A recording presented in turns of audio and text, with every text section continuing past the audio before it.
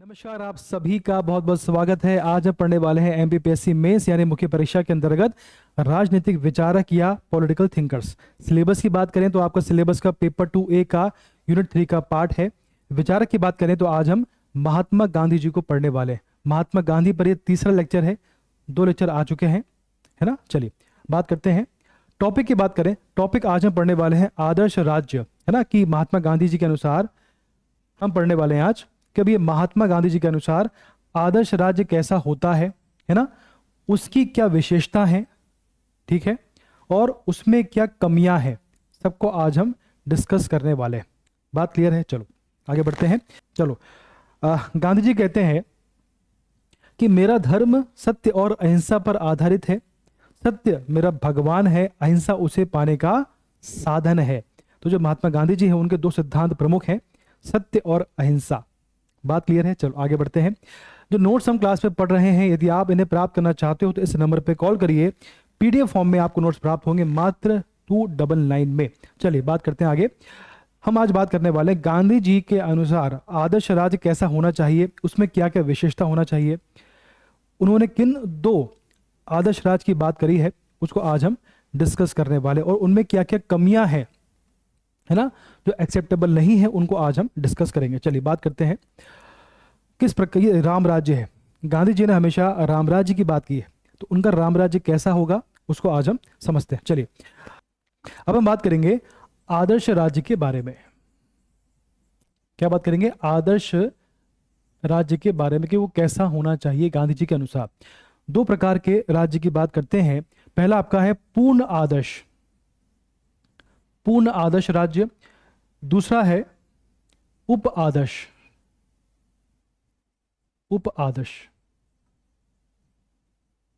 है ना। इसे उन्होंने राम राज्य भी कहा है, और इसे उन्होंने अहिंसात्मक समाज की संज्ञा दी है। अहिंसात्मक समाज, ठीक है। यह आपका पूर्ण आदर्श है, ये उप आदर्श समाज की बात कर रहे हैं। यहां पर उन्होंने इसको राम राज्य भी कहा है, यहां पर उन्होंने अहिंसात्मक समाज की संज्ञा इसको दी है। बात क्लियर है? यहां की बात करें तो यहां पर उन्होंने राज्य विहीन समाज की बात करी है। राज्य विहीन समाज, राज्य होगा ही नहीं। और यहां उन्होंने कहा है कि यहां पर जो व्यक्ति निवास करेंगे उनका अपने आप में इतना विकास हो जाएगा कि वो अपने कर्तव्य और अपने नियमों का सुरक्षापूर्ण पालन करेंगे, उन्हें उसके लिए बाध्य नहीं करना पड़ेगा। बस समझे आप, ये इसको बोला गया है पूर्ण आदर्श, राम राज्य इसको बोला गया है।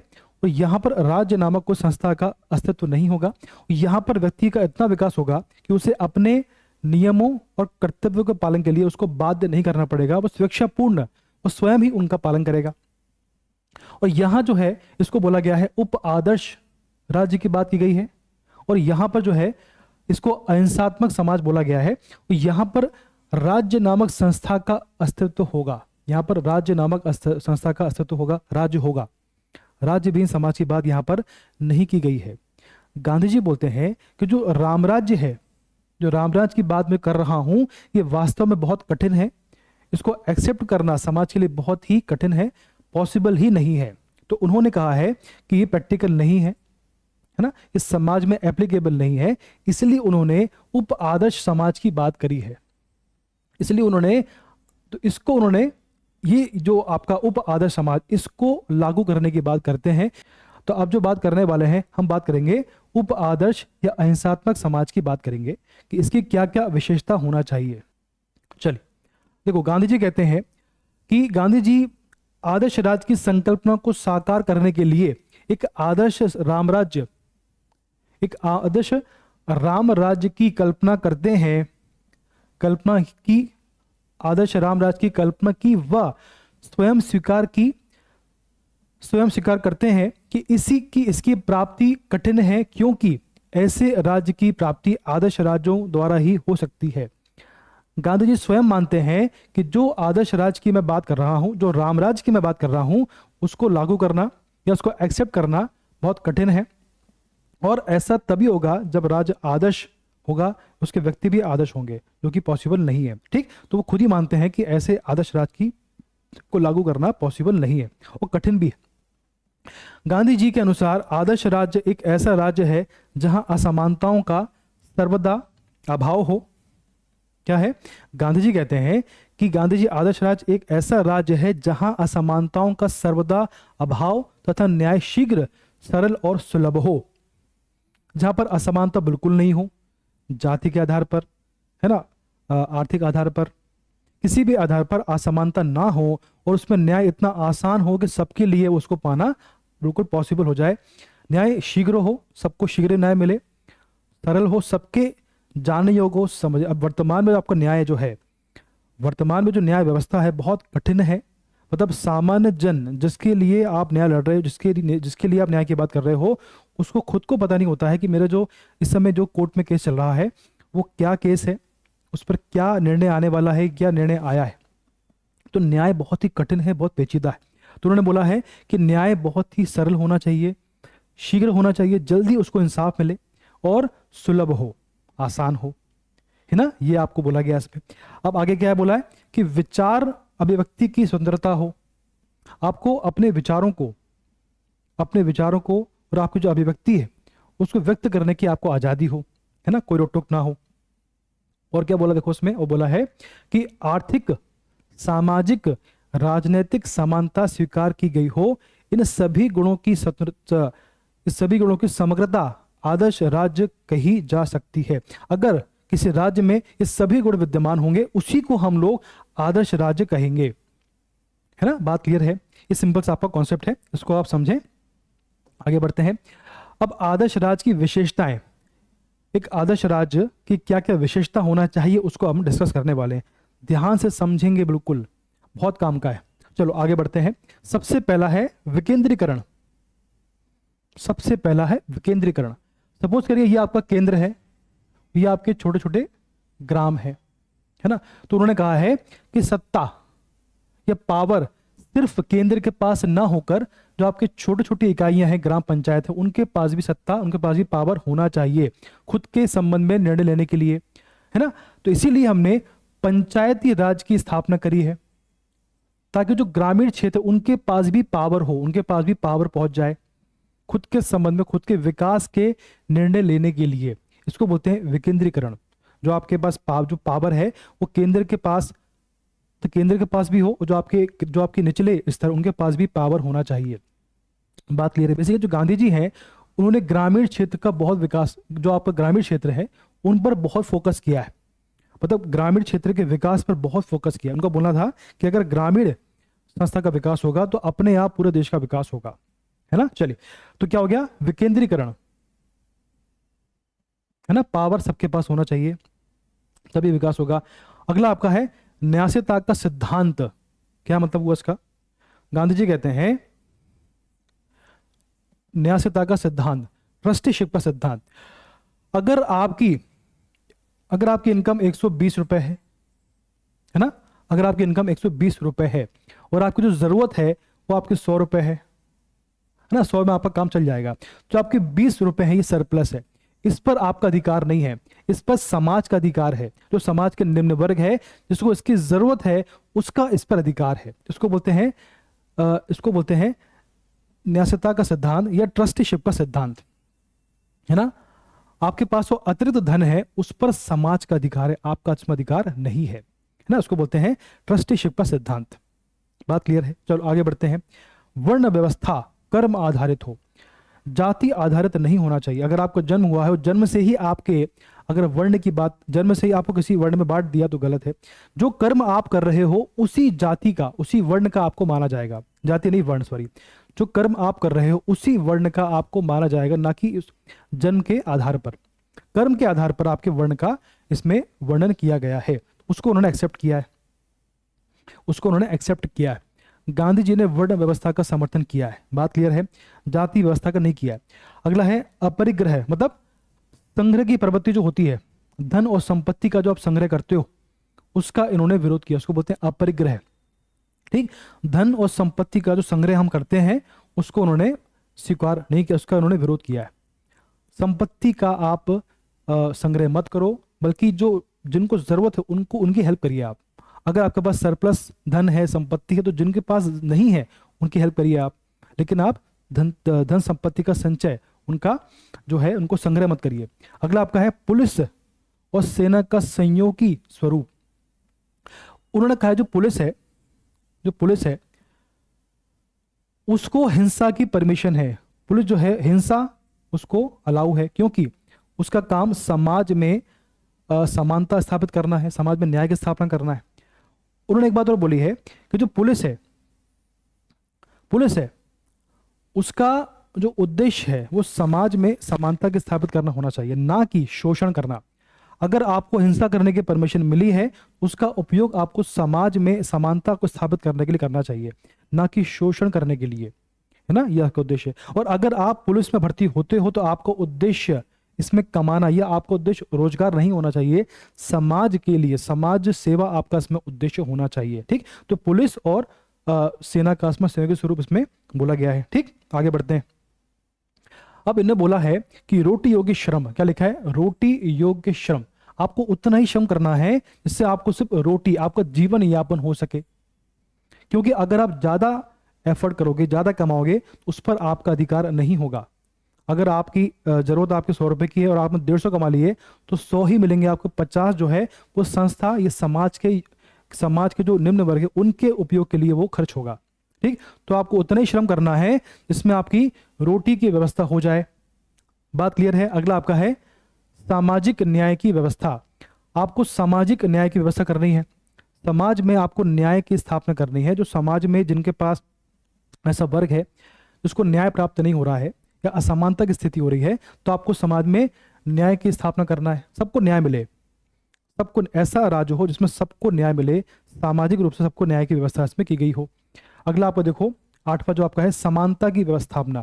किसी के साथ में कोई भेदभाव ना हो, चाहे वो आर्थिक हो, सामाजिक हो, है ना, राजनीतिक हो, या आपको जातिगत हो, रंग के आधार पर हो, आर्थिक हो, किसी प्रकार की असमानता की बात इसमें नहीं की गई है। समाज हमेशा आपको समानता की स्थापना करना है। ठीक, उसको बोलेंगे आदर्श राज्य। अगला आपका है 9वां सर्व कल्याण की संकल्पना। आपके राज आपका ऐसा हो जिसमें सबका कल्याण हो, ऐसी नीति बने कि सबका कल्याण उसमें निहित हो, है ना, चाहे वो किसी वर्ग का हो, किसी भी वर्ग का हो, किसी भी उम्र का हो, है ना, किसी भी समाज का हो, सबका कल्याण उसमें निहित होना चाहिए। अगला देखो आप, अंतिम है विधि एवं न्याय की सुलभता। कानून ऐसा हो जिसमें सबका भला हो, किसी का शोषण ना हो। अगर किसी कानून से किसी वर्ग का, किसी समाज का, किसी धर्म का अगर शोषण हो रहा है या उसका साथ अन्याय हो रहा है, तो ऐसा कानून ना बने। और ऐसा न्याय हो वो आसान हो, सुलभ हो, सरल हो। वर्तमान समय में न्याय बहुत ही पेचीदा होता है। जिसका मुकदमा कोर्ट में चल रहा होता है उसको पता ही नहीं होता है कि मेरे साथ जो पेशी हुई उसमें क्या निर्णय कोर्ट ने सुनाया। ठीक, तो कानून जो है, न्याय बहुत ही आसान हो, सबके लिए पॉसिबल हो और कम खर्च का हो। ठीक, तो उसमें उसको बोलेंगे विधि और न्याय की सुलभता हो, उसको बोलेंगे आदर्श राज्य। बात क्लियर है। तो भी क्या पढ़ लिया हमने, गांधी जी के आदर्श राज्य की आलोचना। अब देखो हमने जो आदर्श राज्य की बात करी उसमें कुछ कमियां भी है। क्या कमी है, देखो उसमें क्या लिखा है कि गांधी जी का आदर्श राज्य एक कपोल कल्पित, क्या है, कपोल कल्पित। अब देखो एक बात समझो कि क्वेश्चन कभी आपको आ गया कि गांधी जी के आदर्श राज्य की आलोचना करिए, उसमें कमी है, या फिर आपको आ गया आलोचनात्मक मूल्यांकन, सब एक है आपस में, आप कंफ्यूज मत होइए। आलोचना, कमियां या आलोचनात्मक मूल्यांकन सब आपस में एक ही है। ठीक, चलो, तो यहाँ आंसर, आपको जो आंसर बनेगा, गांधी जी का आदर्श राज्य एक कपोल कल्पित, यानी कल्पना मात्र है, मंदहड़ंत है, प्रैक्टिकली पॉसिबल नहीं है। क्या लिखा है, कपोल कल्पित, कल्पना मात्र, एक कल्पना है ना, मंदहड़ंत है, उसको आप उसको एक्सेप्ट करना पॉसिबल नहीं है, प्रैक्टिकली पॉसिबल नहीं है, व्यावहारिक नहीं है। राज्य है कपोल कल्पित राज्य है जिसमें कई असंगतियां हैं, जिसमें बहुत कमियां हैं, कई असंगतियां विद्यमान हैं जिन्हें अधोलिखित किया गया है। पहला आपका है कि आदर्श राज्य वास्तविकता से दूर एक कोरी कल्पना है। आदर्श राज्य की स्थापना करना बहुत ही कठिन है, प्रैक्टिकली पॉसिबल नहीं है, इसलिए इसको कल्पना मात्र कहा गया है। क्या लिखा है, एक कोरी कल्पना, सोचने में अच्छा है लेकिन उसको अप्लाई करने में बहुत समस्या है। अगला आपका है, दूसरा आपका है वर्ण व्यवस्था वर्तमान युग में अनुकूल नहीं। देखो किसी प्रकार की असमानता, वर्ण व्यवस्था चाहे वो जाति आधारित हो या कर्म आधारित, दोनों में ही असमानता स्थापित हो रही है, इसलिए उसको वर्तमान समाज में लागू करना पॉसिबल नहीं है, उसको एक्सेप्ट करना पॉसिबल नहीं, उससे असमानता की स्थापना होगी। अगला है गांधी जी के द्वारा बताया गया आदर्श व्यक्ति अत्यंत आदर्शवादी है। वो जिस आदर्शवादी व्यक्ति की बात कर रहे हैं वो वर्तमान युग में उसको ढूंढना या वैसा आदर्श स्थापित करना बिल्कुल भी संभव नहीं है, इसलिए ये भी प्रैक्टिकली पॉसिबल नहीं है ना। आदर्श राज्य और आदर्श व्यक्ति दोनों ही जो है बहुत कठिन है। आगे क्या लिखा है देखो, न्यायिकता का सिद्धांत अव्यवहारिक है। जो आपका ट्रस्टीशिप का सिद्धांत है, जो आपका न्यायिकता का सिद्धांत है, ट्रस्टीशिप का बहुत ही अव्यवहारिक है। आप बोल रहे हो कि अगर आपकी इनकम जो है 150 रुपए है और आपको जरूरत 100 रुपए की है, तो जो आपका 50 रुपए आपका एक्स्ट्रा है, ये आपको इसमें समाज का अधिकार है, ना कि आपका अधिकार है। अगर इंसान एफर्ट करके मेहनत करके अपनी योग्यता से ज्यादा पैसे कमा रहा है और अगर समाज पर उसका अधिकार है, तो वो कभी भी एफर्ट नहीं लगाएगा, उतने करेगा जितना उसमें उसका काम चल जाए। ठीक, तो भैया वर्तमान युग में ये बिल्कुल भी एक्सेप्टेबल नहीं है। अगर उस स्वेच्छा से समाज के लिए कुछ करना चाहता है ठीक, लेकिन आप बोलोगे आपके पास जो एक्स्ट्रा मनी है वो समाज की, आपकी नहीं है, तो कोई भी इस बात को एक्सेप्ट नहीं करेगा, ये प्रैक्टिकली पॉसिबल नहीं है। अगला है विशेषीकरण के युग में रोटी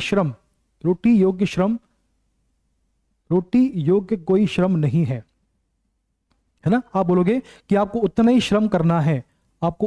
श्रम करना है जिसमें आपकी रोटी या आपका जीवन यापन हो सके, ऐसा कोई नहीं मानेगा। सभी को अच्छा जीवन चाहिए, लग्जरी आपको लाइफ चाहिए, तो ऐसे में आप रोटी योग्य श्रम की कोई व्यवस्था इसमें नहीं कर सकते। आप अगर जिसका जैसा टैलेंट है, जिसमें जैसी योग्यता है, उसके आधार पर उसकी इनकम होना चाहिए। ठीक, चलो अगला है गांधी जी के लघु और कुटीर उद्योग की संकल्पना औद्योगिक युग के प्रतिकूल नहीं है। देखो वर्तमान में जो आविष्कार हो रहे हैं, बड़ी बड़ी कंपनियां स्थापित हो रही हैं, बहुत से आविष्कार के आदम से जो आपका आर्टिफिशियल इंटेलिजेंस, बहुत बड़ी कंपनियां स्थापित हो रही हैं। अगर आप बोलो कि सबको बंद करो, सब गलत बात है, तो छोटे कुटीर उद्योग की स्थापना करो, तो गलत बात है। वर्तमान युग में सब कुछ होना चाहिए। चाइना में कुटीर और लघु जो बड़े सब कुछ चल रहा है, उसका विकास हो रहा है। तो भारत में अगर आप बोलोगे कि जो बड़े उद्योग हैं उनको बंद करो, जो कुटीर उद्योग है उनको आप चालू करो वापस से, तो ये पॉसिबल नहीं है। सबका अपना महत्व है, चाहे वो लघु हो, कुटीर हो या बड़े उद्योग हो, सबका अपना महत्व है। तो किसी को बंद करके छोटे उद्योग का अगर आप प्रमोट करोगे तो ये समाज के लिए, इकोनॉमी के लिए अच्छी बात नहीं है, इसलिए ये पॉसिबल नहीं है। ठीक, इस प्रकार से हमने आज पढ़ा है, हमने आज समझा है कि जो आपका आदर्श राज्य है वो क्या होता है, किस प्रकार का होता है, इसमें क्या क्या विशेषता होती है, क्या उसमें कमियां होती हैं। ठीक, इतना पर्याप्त है। तो जो हमने पढ़ा है उसको आप समझें, रिपीट करिए, उसको आप नोट्स बनाइए उसके, ताकि आपको एग्जाम में दिक्कत ना हो। ठीक, धन्यवाद, बेस्ट ऑफ लक।